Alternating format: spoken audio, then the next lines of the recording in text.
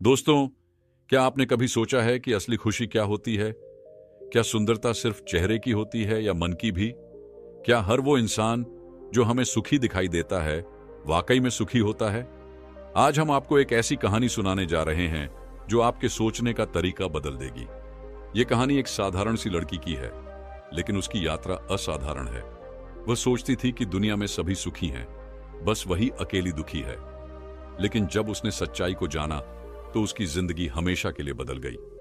तो दोस्तों, चलिए इस अद्भुत सफर पर निकलते हैं और जानते हैं कि सच्चा सुख आखिर होता क्या है। दोस्तों, प्राचीन समय की बात है। एक गांव में एक युवती रहती थी। वह सुंदर नहीं थी और उसका कोई भी नहीं था। वह अकेले ही रहा करती थी, खुद मेहनत करती और अपने लिए 2 वक्त की रोटी का प्रबंध किया करती थी। यूं तो उसे खाने को मिल ही जाता था, लेकिन फिर भी वह खुश नहीं थी। उसे दुनिया में सब लोग सुखी नजर आते थे, सिवाय उसके। अपने जीवन को देखकर वह खुद को कोसती, खुद से तरह तरह की बातें करती। हे ईश्वर, आपने सभी को खुशहाल बनाया, सभी को सुख दिया, सभी को सुंदर बनाया, तो मुझे क्यों नहीं? आखिर मैंने किया क्या था? मेरी गलती क्या थी? मैं जानती हूं, आप मुझसे कोई बदला ले रहे हैं। इसी प्रकार एक दिन वह अपने आप से नाराज होकर, निराश होकर एक वृक्ष के नीचे बैठी और जोर जोर से रोने लगी। तभी वहां से एक बौद्ध भिक्षु भिक्षा मांगते हुए गुजर रहे थे। उन्होंने जब उस युवती को रोते हुए देखा, तो उसके पास गए और बोले, पुत्री, क्या बात है? तुम इतनी दुखी क्यों हो?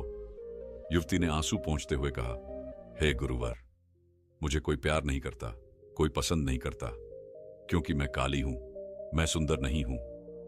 लोग मेरे रंग का मजाक उड़ाते हैं। मेरा कोई नहीं है, मेरे पास तो धन भी नहीं। इस दुनिया में हर कोई सुखी है, हर किसी के पास सब कुछ है, तो मेरे पास क्यों नहीं? आखिर मैंने क्या किया था? इसमें मेरा क्या कसूर है? क्या मुझे सुखी होने का हक नहीं?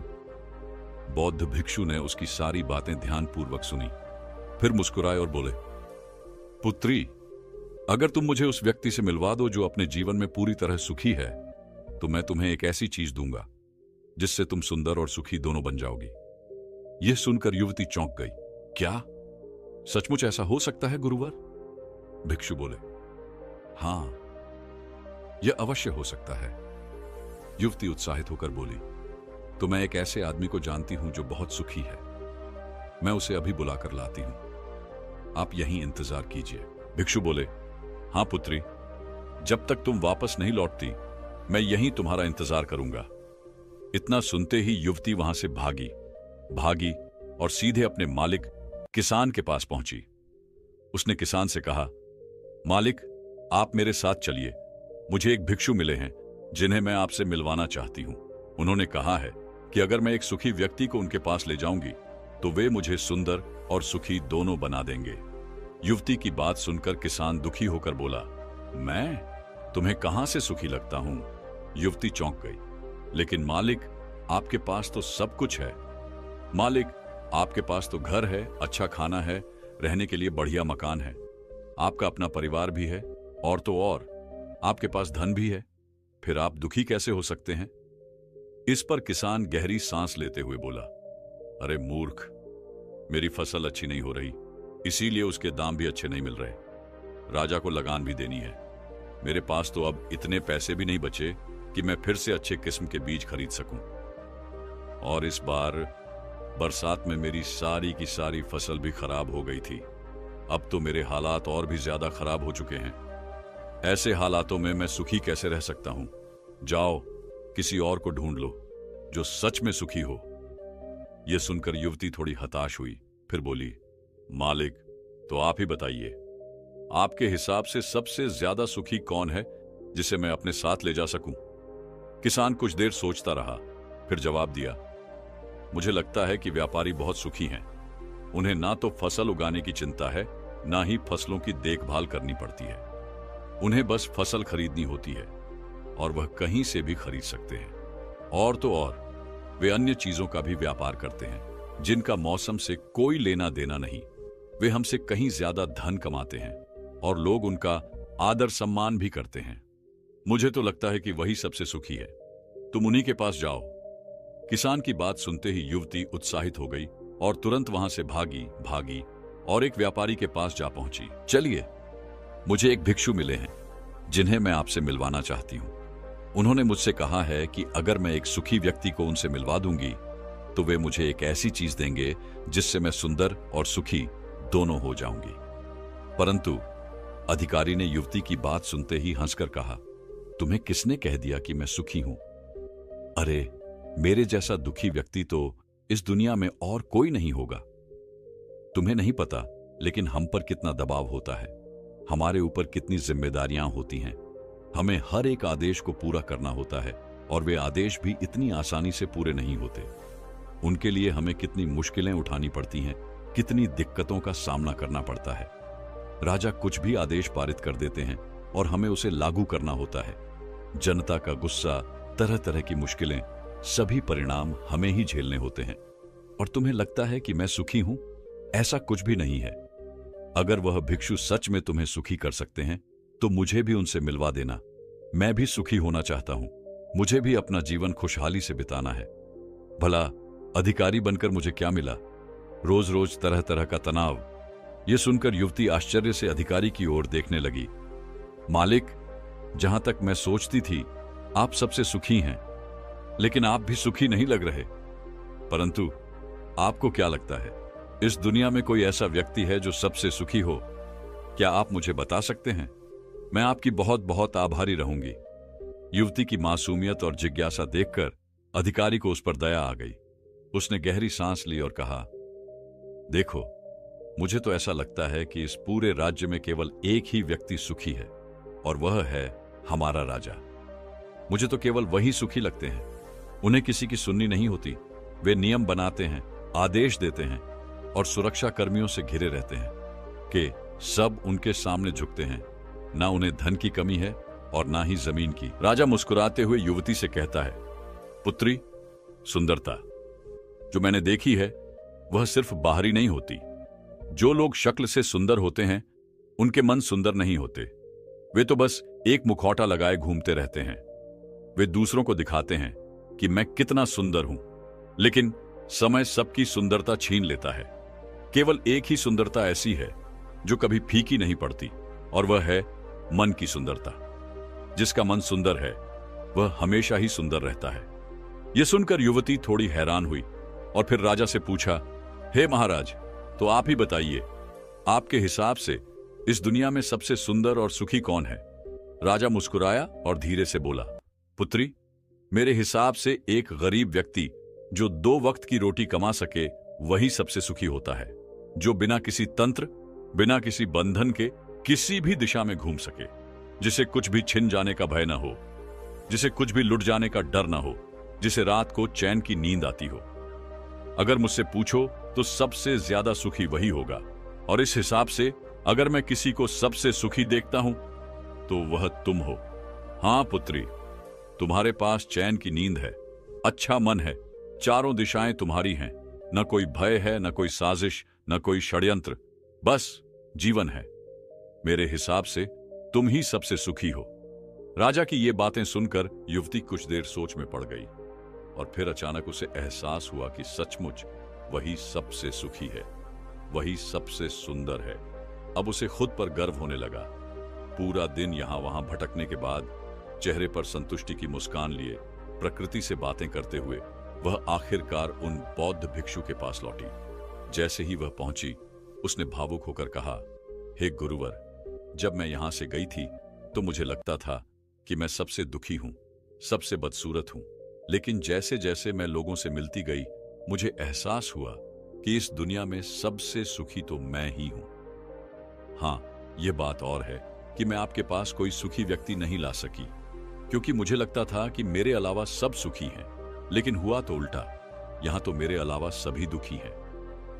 हर किसी को किसी न किसी चीज का भय है, कुछ खो जाने का डर, कुछ न पाने का डर, खुलकर न जी पाने का डर। लेकिन मेरे पास तो सब कुछ है।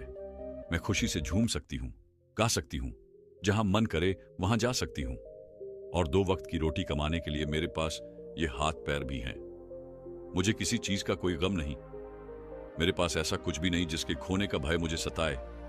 ये सुनकर बौद्ध भिक्षु मुस्कुराए और बोले, पुत्री, आखिरकार तुम्हें वह सुंदरता और सुख मिल ही गया जिसे तुम ढूंढ रही थी। अब से तुम सच में सुंदर और सुखी हो। इतना कहकर वे अपने आश्रम की ओर बढ़ गए और वह युवती, अब उसे किसी बात का कोई गम नहीं था। वह कभी अपने आप को कोसती नहीं थी, बल्कि अब वह अपने आप में खुश रहने लगी, मस्त रहने लगी। दोस्तों, हमें भी ऐसा ही लगता है कि हमारे पास कुछ नहीं है और सामने वाले के पास सब कुछ है। वह कितना सुखी है, उसके पास हर चीज है, ऐशो आराम, सुविधाएं। लेकिन सच यह है कि यह केवल हमारे देखने का नजरिया है। असली सुख तो हमारे पास ही है और वह है संतुष्टि। अगर आप अपने पास जो कुछ भी है उसमें खुश हैं, तो आपको कोई भी गम नहीं सता सकता, कोई भी दुख आपको परेशान नहीं कर सकता। लेकिन हमारी सबसे बड़ी तकलीफ यही है कि हम खुद को, लेकिन वास्तविकता तो यह है कि जब हम किसी बात को बार बार दोहराते हैं तो हमारा चेतन मन ऊब जाता है। बार बार सुनने से चेतन मन उस बात पर ध्यान देना बंद कर देता है और यही वह वक्त होता है जब हमारी बात सीधे हमारे अवचेतन मन तक पहुंचती है। और दोस्तों, जब आपकी बात आपके अवचेतन मन तक पहुंच जाए तो यकीन मानिए, कुछ भी संभव है। फिर चाहे आप अपने जीवन में कोई बड़ा लक्ष्य हासिल करना चाहते हो या अपना स्वास्थ्य सुधारना हो, सब कुछ संभव हो जाएगा। आपने कभी ना कभी यह किस्सा तो सुना ही होगा। एक प्लेन क्रैश हो गया था। उस प्लेन का जो पायलट था वह गिरने की वजह से बुरी तरह घायल हो गया। उसके शरीर की सारी हड्डियां टूट चुकी थीं और जब उसे अस्पताल में भर्ती किया गया तो वह हिल भी नहीं पा रहा था। डॉक्टर्स ने भी कह दिया, तुम ठीक नहीं हो सकते। लेकिन वह व्यक्ति जीना चाहता था। उसने अपने अवचेतन मन में जबरदस्ती यह बात बैठाई, मैं ठीक हो सकता हूं, मैं ठीक हो सकता हूं। और यकीन मानिए, वह सच में ठीक हो गया। वह अपने पैरों पर चलकर अपने घर गया। दोस्तों, यह सिर्फ और सिर्फ हमारे अवचेतन मन की शक्ति के कारण हुआ। जब हम कुछ ठान लेते हैं और अपने अवचेतन मन को एक स्पष्ट और साफ संदेश देते हैं, तो वही हमारा मार्गदर्शन करने लगता है और फिर हमारे लिए कुछ भी असंभव नहीं रहता। चाहे वह कोई बड़ा लक्ष्य प्राप्त करना हो या अपने स्वास्थ्य को सुधारना हो। पुराने जमाने में यह बहुत सरल हुआ करता था, क्योंकि तब लोग तर्क वितर्क नहीं करते थे। जो भी कहा जाता वे उसे गहन ध्यान से सुनते और समझते थे। लेकिन आजकल तथाकथित बुद्धिमान लोग इन बातों को अंधविश्वास कहकर नकार देते हैं। लेकिन क्या यह सच में अंधविश्वास है या फिर यह हमारी खुद की शक्ति पर संदेह करने का एक बहाना? वास्तविकता यही है कि जैसा आप खुद से कहते हैं वैसा ही आप भीतर से बनने लगते हैं। अगर आप खुद से कहते हैं कि मैं अशांत हूं, मैं परेशान हूं, तो आप सच में अशांत होने लगते हैं। और जो व्यक्ति अपने मन की बकबक को शांत कर पाता है वही असली शांति को प्राप्त करता है। दोस्तों, हमारी जो बुद्धिमानी है वह भी हमारे अचेतन मन का ही एक रूप होती है। हमारा चेतन मन हमें नई चीजें सीखने में मदद करता है। जैसे अगर आप कोई नई भाषा सीखना चाहते हैं या कोई नई टेक्निक सीखना चाहते हैं तो चेतन मन आपकी सहायता करता है। लेकिन जब बात आती है भावनाओं की, क्रोध, कामना, आलस्य, तो ये सब चीजें सीखनी नहीं पड़ती। ये तो पहले से ही हमारे अंदर मौजूद होती हैं। क्या आपने कभी गुस्सा सीखने की कोशिश की है? क्या किसी ने आपको काम वासना सिखाई? क्या आपको किसी ने आलस्य करना सिखाया? नहीं। अगर किसी बच्चे को एक ऐसी जगह पर रखा जाए जहां कोई इंसान न हो, तब भी उसके भीतर ये सारी प्रवृत्तियां अपने आप विकसित हो जाएंगी, क्योंकि यह सब हमारे अवचेतन मन का ही हिस्सा है। हमारा अवचेतन मन कभी विरोध नहीं करता। क्या आपने गौर किया है कि जो भी बाहरी चीजें हैं उन्हें आप सीख सकते हैं, जैसे गणित, विज्ञान, नई भाषाएं, लेकिन जब बात आती है हमारे भीतर की तो वह सीखी नहीं जाती, उसे बस महसूस किया जाता है। मान लीजिए आपको समय समझना है तो यह चेतन मन से सीखा जाता है। लेकिन अगर कोई आपसे कहे कि 5 और 5 10 होते हैं, तो यह बात आपके अवचेतन मन में तुरंत बैठ जाती है, क्योंकि वहां कोई तर्क वितर्क नहीं होता। वहां सिर्फ एक साफ और स्पष्ट संदेश स्वीकार किया जाता है। इसलिए अगर हमें अपने जीवन में कुछ भी बदलना है तो हमें अपने अवचेतन मन तक एक सीधा और स्पष्ट संदेश भेजना होगा।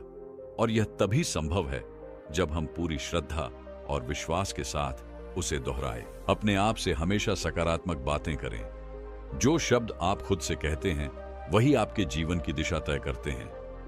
अगर आप चाहें तो एक और प्रयोग अपना सकते हैं और यकीन मानिए, अपने जीवन में जो कुछ भी चाहते हैं उसे पा सकते हैं। क्योंकि एक बार अगर आपका लक्ष्य आपके अवचेतन मन तक पहुंच गया तो उसे पाना आसान हो जाएगा।